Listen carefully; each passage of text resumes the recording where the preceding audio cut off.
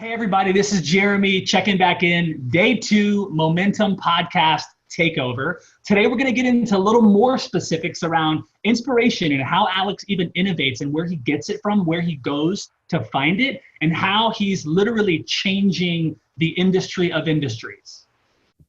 I'm Alex Sharfin, and this is the Momentum Podcast, made for empire builders, game changers, trailblazers, shot takers, record breakers, world makers, and creators of all kinds. Those among us who can't turn it off and don't know why anyone would want to. We challenge complacency, destroy apathy, and we are obsessed with creating momentum so we can roll over bureaucracy and make our greatest contribution. Sure, we pay attention to their rules, but only so that we can bend them, break them, then rewrite them around our own will. We don't accept our destiny, we define it. We don't understand defeat because you only lose if you stop, and we don't know how. While the rest of the world strives for average and clings desperately to the status quo, we are the minority, the few, who are willing to hallucinate there could be a better future, and instead of just daydreaming of what could be, we endure the vulnerability and exposure it takes to make it real. We are the evolutionary hunters, clearly the most important people in the world, because entrepreneurs are the only source of consistent, positive human evolution, and we always will be. So you talked about, we talked about we're changing a lot of what's happening. I didn't answer the second part of your question. Go, yeah. Where do I go? Yes. Where do I go for inspiration? Yeah, inspiration, but specifically in growing and scaling companies, right? Because you do things so differently. Your frameworks seem to be so different. Where do you go that you're like, okay, like this, it resonates, it's in alignment. I don't know, is there anything where you're like, okay, this is valuable for me in the system that we teach, right? Wow. So, there's a few authors that I really like. I read a lot of books. There's a few authors that I think have written really formative books about business that are just like everybody should read. I think The Goal is one that I read and I reread. So I've read a ton of books. I'm an obsessive reader. When I was a kid, I wanted to read the library, and in grade school I did, I got a big chunk of it done, a very big chunk of it done, and in order, book by book. And so I'm a little weird like that. And so I love Peter Drucker. I think I can go back to Drucker's books over and over again. I get something different out of them. I go back to The Goal. I get something different out of it. As my business grows or changes or shifts, I get something different. And then I really like Patrick Lencioni's books. I think that they're fables, they're stories, but as an entrepreneur, the stories insert lessons into your mind in a different way, just like The Goal does.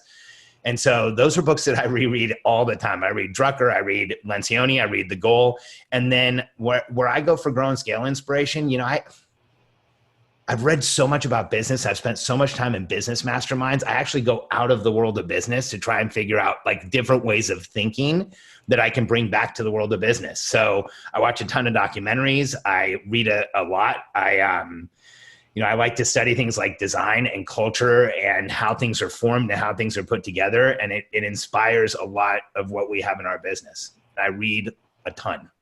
That's awesome. That's awesome. I think it would be near fraudulent to be a coach and not be in a coaching program. And so I get coaching. I have a ton of coaching. So, I do EMDR therapy, which I look at as a type of coaching because it's an offload and pressure release. I work on and off with a personal coach who coaches me on what I'm going through and what is coming up for me. I'm in Talking More's coaching program with some of the best coaches in the world, 400 or 500 people around the world that are all doing the same thing. And it's a really intense coaching program. And I also go to Giovanni Marsico's group, Archangel, which is a content and kind of a coaching program, but it's also a huge network that's really good for us. And I'm part of Russell Brunson's Inner Circle. So when you look at the amount of coaching, the amount of input that I get, and here's what's really special about each one of those groups is that they are really well-run, well-curated groups where there's a discussion around revenue and there's a discussion around real problems that add to my ability and understanding of coaching and what, entrepreneurs need to grow and scale. So these days, Jeremy, it's interesting, the more knowledge I get to help our company, the more knowledge I get to help our clients, and vice versa. So, it's amazing. Like, I've loved business since I was a little kid. I read business books for fun, and it's crazy to be in a world where I can go out and learn about business, and it's what I do for a living. I love it. That's awesome. Thanks. That's amazing. How you talked about trusting the system and trusting the infrastructure, the things that we put in place, the things that we teach other entrepreneurs how to do. And I know, again, being a passenger in this with everybody on the team, I'm coming from this environment where I wasn't exposed to any of this. I've been in so many different companies and jobs at various roles and sizes. No one was doing this the way we are. And so I find myself, it's like just trusting this. How do we continue to trust this process, especially entrepreneurs coming in? Because if you trust it, just like you said, the outcome is there. But it's almost like we've been conditioned that this is how business should be a certain way, and no, that's not right, and we shouldn't share these things. And it's like we do things so counterintuitively, and it works. It actually works, and businesses, they move super fast, and everyone that's a part of it is enjoying that ride. And so, how do you find that people are able to really start to bridge that trust and start to trust what they're getting into? Maybe this is more for our customers or our clients, but I think that's a big piece, is trusting it, actually continuing to trust it. So maybe I can give you my journey on this and make it easier. Maybe I think like through sharing how I learned how to trust process, I think maybe that'll help anybody out there learn how to trust process. Because here's something interesting for us as entrepreneurs. We fight process. We fight it like crazy. Like, we don't want to do the same thing twice, and some of us do. Like, some of us will go on the same walk every day or the same run every day or stuff like that. But like, we do not like to be told what to do. We don't like a process to tell us what to do. Like, entrepreneurs say things like, I don't want to see the same meeting on my calendar every week. Think about that. It's like, I don't want any stability in time. I don't want anyone around me to have stability in time. And I'm going to tell you that affirmatively, like it's an okay thing to say, right? Like, when you see that perspective, doesn't it sound nuts to say stuff like that? Yes. And and at the same time, this person is someone who's saying, well, I want to build a team, build a business. I want to have a group of people trust me, but I don't want to have the same meeting on my calendar twice a week or once a week. And when you look, and by the way, I was that guy when I was younger. I was the guy who wouldn't show up to team meetings, and I was the owner of the company. I was the guy who I would set a meeting, and it would be 12:15, and the meeting would be at 1, and I would cancel it. And, say that I was like, I had something else to do. I would I would like not show up. I would show up and then totally distract the meeting for what it was about. Like, I outside of a process, I'm not very good with people. I'm not good with pressure situations like meetings. I don't think any of us really are. I mean, there's some people out there who are, but I would say the vast majority of us aren't.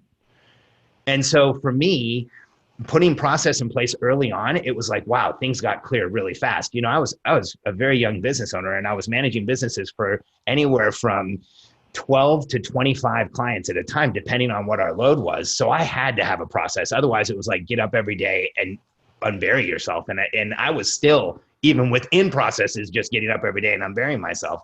But you start to realize that as a business owner that if you trust a process, the process is what really creates trust. If you show up every time at the same time every week, your team starts to trust you because you're there every time. If you communicate in the same way every week, your team hears you because you're communicating in the same way, and they can anticipate what's coming, and they know what they're getting as updates. And so the more that I leaned into process, again, the more incompetent I looked. The less incompetent I looked, right? The more confident I actually looked, because I was working in this routine. And so for me, it took 2 decades to admit that process was important, even though I had them all over my lives, and I had a morning routine since I was like 13. And so I've been driving processes my whole life, but I'm like, oh, but no, I don't need process, and I think a lot of us are the same way. And so going through all of that, and then seeing the results of when I had process in place, the team seemed to implicitly trust me. When I didn't, they implicitly distrusted me. When I communicated the same way, they consistently heard me. When I didn't, they didn't hear me. And so, I started on a quest to say like what process actually works. Now, at the same time, I don't trust bloated processes. They make me nervous. They frustrate me. If I'm going through a process like at a doctor's office for check-in, and I can tell that one part of the process like is totally fake and doesn't even get used anymore. You know what I'm talking about? Yeah, of course. Like in every process, you can tell that I'm always like, I want to protest this whole thing because you guys created this crap. You know? So for me, it was about creating process that was minimum effective dose. I never wanted to feel like I was working for the process. I always wanted to feel like the outcome was most important and the process supported it. And so that's really, if you look at like, that's my journey of trusting a process. Is I realized if I have the minimum amount of process, I get the maximum results in the easiest way for me. I love it. I love it. Well, I think you're going to go down as the godfather of growth and scale. I'm just going to say it. Drucker, Eli. I mean, these guys, I know these guys you speak of, and I know many listeners probably know a lot of these thought leaders, but truly, Alex, like, I've been closely watching, people that, high visionary folks and high performers all over the world. And some of them I've gotten a chance to work with closely. And it never ceases to amaze me what we get to do every single day in this organization, because we get to trust this thing literally every day. It's not theory. It's not just make believe. We actually get to do this thing. And man, it's beautiful to begin to condition and train myself now in a total new way of thinking, a total new way of being with myself and the team and our clients. And so it's changed the whole, career game, period, for anybody that wants to work, in a company like ours or companies like the ones we help. So I'm blown away. Yeah, thank you so much. This has been so amazing. Yeah, this was a lot of fun, Jeremy. I appreciate it, man. And, thanks for being here. I appreciate you interviewing. This was a lot of fun. In fact, sometimes it's hard to record podcast after podcast without somebody there. So I appreciate it. We'll probably do this again. And thanks for listening. And if you're looking to grow and scale your business, you can go to a new page on our website that I was just given today, and it's awesome. In fact, there's a free report there called The 5 Reasons Why Companies That Should Scale Don't Scale. And we will give you exactly what those reasons are and how you can correct that in your business. And you can go to sharpen.com/resources and download it. Sharpen.com/resources. And there's some other good stuff there as well. That's awesome. And also on that note, Alex, I literally spoke to an entrepreneur today, entrepreneur in Canada, who read that report. Him and his brother co-own a restaurant in Canada. And they said it was that report that just opened it up for them. Are like, oh my gosh, this is us. This is literally us. So that report, people, go download that, read the report. If you're running a business, if you're growing a business or thinking about it, I promise you this PDF will not waste your time.